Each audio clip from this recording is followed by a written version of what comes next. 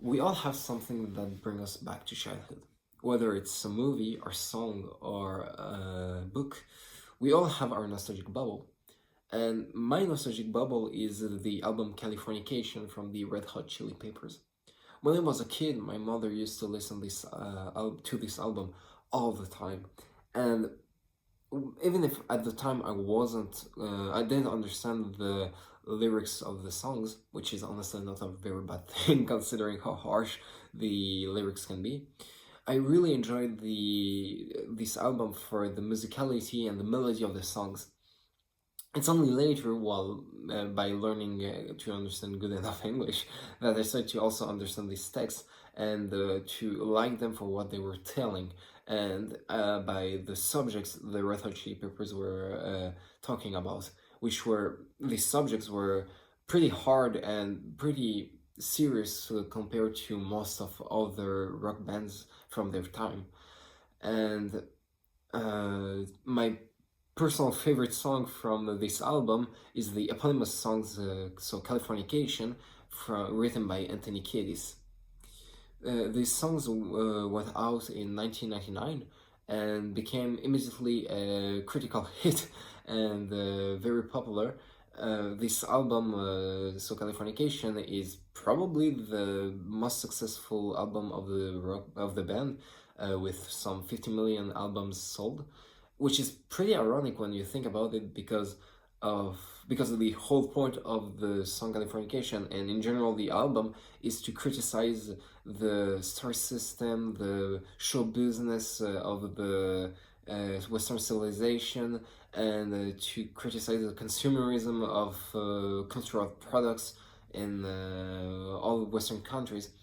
So yeah, let's dive in and analyze this text. First of all, the song follows a very specific structure, which is called the monorhyme. A monorhyme is when most of the line, if not all the lines, end with the same rhyme.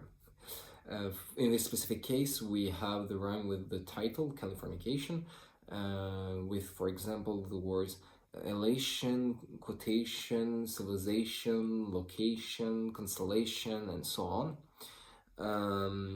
The monorhyme is pretty rare in the English poetry, contrary as, for example, Latin or Arabic poetry, which have very more present monorhymes. Because in English, the rhymes and the regularity of the verses is not as important as in other languages, for example, French or other Latin languages. One of the most known monorhyme example is in English is the song "The Every Breath You Take" by the Police.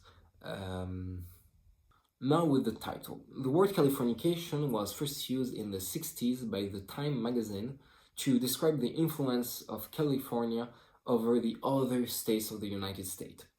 In this song, it's even used on a bigger scale because it's used to describe the soft power of the USA over the rest of the world. The word Californication is also what's called a portmanteau. A portmanteau is a word made by two other words sharing a common syllable or a common sound. And the concept of portmanteau was first introduced by the author Lewis Carroll, which is interesting to note. In this specific case, the words used are the word California and the word fornication, which makes a lot of sense because of how much we have references to the state of California and to the erotic, if not even pornographic industry, which also makes sense because of how California is known for its pornographic industry. The author, Anthony Kiedis, has also been a victim of this system by being exposed very early in his life, as a child even, to the drug and to prostitution consumption. So now let's see some of these references. The second stanza is clearly a reference to the geographical position of California, with some lines, for example, it's the edge of the world and all of Western civilization. The sun may rise in the east, at least it settled down in the final location.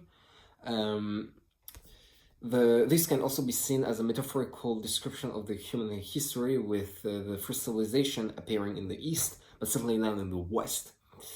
There's also later in the song some references to earthquakes and tidal waves, which are two big problems for the state of California.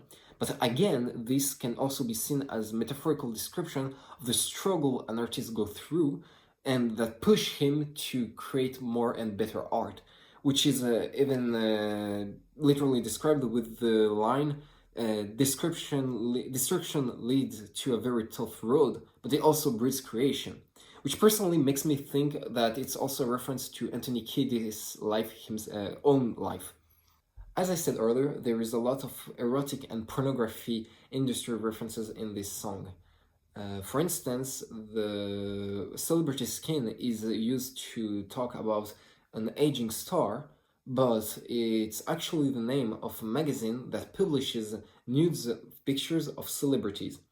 And later we see also a reference to a firstborn unicorn, which actually refers to a Canadian model, Dorothy Stratton, who worked a lot with Playboy and was killed by her husband, ex-husband in Los Angeles.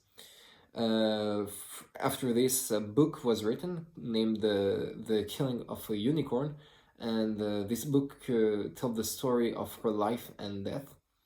These two references are metonymies, or word substitutes, where the author used a book or magazine to talk about the people who were in these books or magazine. The third stanza is particularly rich in references to pop culture, which is in a big part a product of Hollywood. Without naming them directly, the author refers to Star Wars with Alderaan not being far away. Alderaan is a planet in Star Wars. To Star Trek with space being the final frontier, and to David Bowie with Station to Station. He also refers to the conspiracy theory that we never landed on the moon, and that the shot and the filming of the landing of the moon was made in a Hollywood basement. The song may seem a bit incoherent and lacking the link between the stanzas and even between the lines, but I think this represents very well our modern culture and the way it's influenced by Hollywood and the American way of living. We're constantly bombarded with new informations and fed with new products, and most of the time these products won't last long. They're ephemeral, they are gone quickly, and it's like the song says, we're getting high in information and culture consumptions.